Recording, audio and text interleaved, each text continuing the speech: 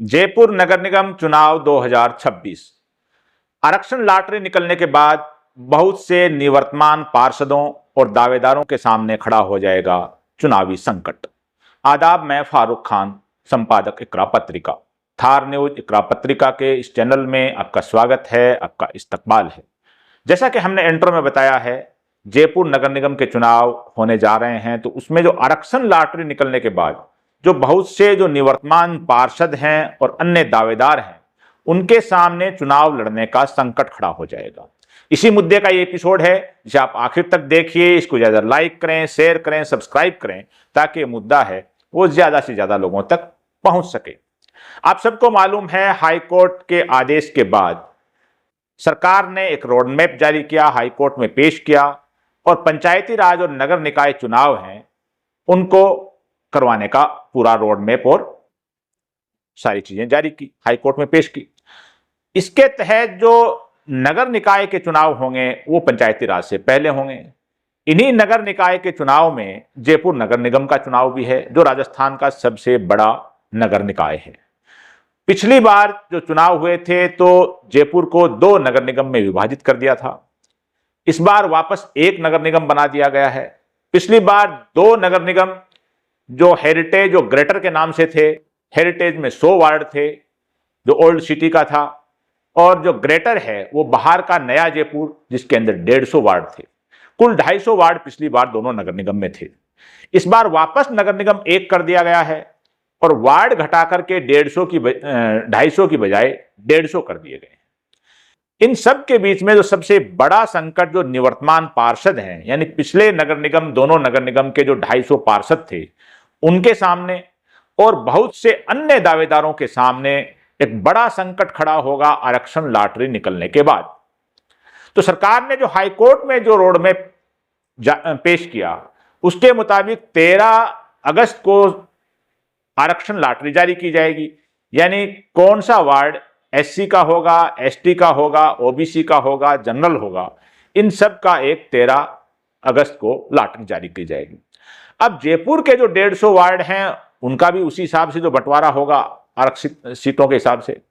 तो सबसे बड़ा संकट जो निवर्तमान पार्षद हैं, इन निवर्तमान पार्षद जो 250 हैं और वार्ड घट करके हो गए 150, तो एक संकट तो सबसे बड़ा ये होगा कि 2-2, 2.5 वार्ड को जो बना करके पुराने वार्डों को 1 किया गया है, तो 250 की बजाय 150 हुए हैं, तो 100 जो पार्षद हैं उनकी टिकट कटनी तय है, चाहे वो भारतीय जनता पार्टी के हों, चाहे वो कांग्रेस के हों। और जो 150 वार्ड बने हैं उनकी लॉटरी जारी होने के बाद 13 अगस्त के बाद 22 अगस्त से फार्म भरने शुरू होंगे और 27 अगस्त को फार्म की आखिरी तारीख है। यानी लोगों को फार्म भरने का जो टाइम मिलेगा वो 14-15 दिन का टाइम मिलेगा।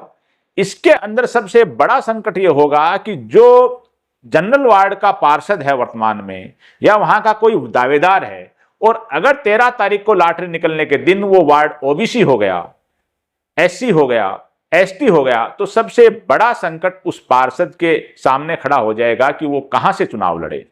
और नए दावेदार हैं उस वार्ड के, उनके सामने भी होगा। हालांकि जो कुछ लोग हैं अपने अगल बगल के वार्ड में मेहनत करनी शुरू कर दी है, लेकिन पूरी स्थिति बदल चुकी है कि पिछली बार जो पार्षद था और अब जो वार्ड बना है, तो वो 2, 2.5, 1.5 वार्डों को मिलाकर के जो बने हैं, तो वर्तमान पार्षद की स्थिति इतनी अच्छी नहीं है।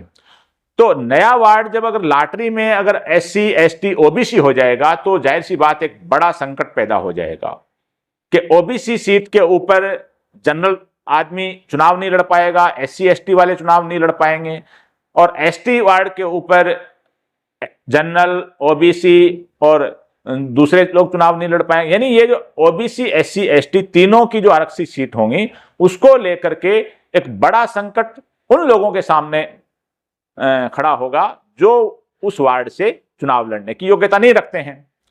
तो ये एक बड़ा संकट निवर्तमान पार्षद हैं उनके सामने और दावेदारों के सामने है। फिर वो अगर अगल बगल के वार्ड से चुनाव लड़ेंगे भी, कोशिश भी करेंगे, तो 13 से लेकर के 27 तारीख को जो 13 तारीख को लॉटरी जारी होगी और 27 अगस्त को फार्म भरने की आखिरी दिन है, तब तक टिकट लेना, सारा करना, फार्म भरना, सब करना है, क्षेत्र के लोगों से मिलना है सारा। और इससे सबसे बड़ी बात यह होगी कि सामाजिक और राजनीतिक समीकरण भी बदल जाएंगे, क्योंकि पिछली बार उन्होंने जिस इलाके में काम किया था, जहां वो पार्षद थे या हारे हुए प्रत्याशी थे, तो वो वहां का जो सामाजिक गणित, राजनीतिक गणित, स्थानीय गणित अलग था। अब जो ही अगर वो वार्ड लॉटरी में आरक्षित हो जाएगा तो उसका स्टेटस बदलते ही नए वार्ड के जो सामाजिक, राजनीतिक और स्थानीय समीकरण और मुद्दे हैं वो बदल जाएंगे।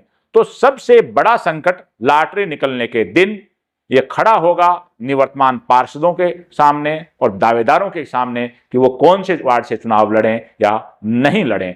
और भारतीय जनता पार्टी और कांग्रेस दोनों जो बड़ी पार्टी हैं, भारतीय जनता पार्टी सत्ता में है, कांग्रेस प्रमुख विपक्षी पार्टी है, इनके नेता भी और इनके विधायक और विधायक प्रत्याशी भी इस पशोपेश में हैं कि लॉटरी निकलने के बाद जो दावेदार बने हुए हैं, जिस इलाके से मजबूत दावेदार है, अगर उसका जो लॉटरी निकलने के बाद वार्ड का स्टेटस बदल जाता है और वहां का जो प्रमुख दावेदार है या पार्षद रहा है या प्रत्याशी रहा है वो चुनाव लड़ने की योग्यता नहीं रखता है आरक्षित सीट के कारण, तो इन पार्टी के नेताओं के सामने भी एक बड़ी दुविधा ये आ रही है कि फिर अचानक जो नया आदमी लाएंगे और पहले वाला आदमी है वो कहीं और उसको एडजस्ट करेंगे, या उसको एडजस्ट नहीं कर पाएंगे तो वो कोई भीतर घात करेगा, या वो कहीं और जाके बागी बन जाएगा बगल के वार्ड से, या अपने मूल वार्ड के अंदर वो किसी और को बागी खड़ा कर देगा।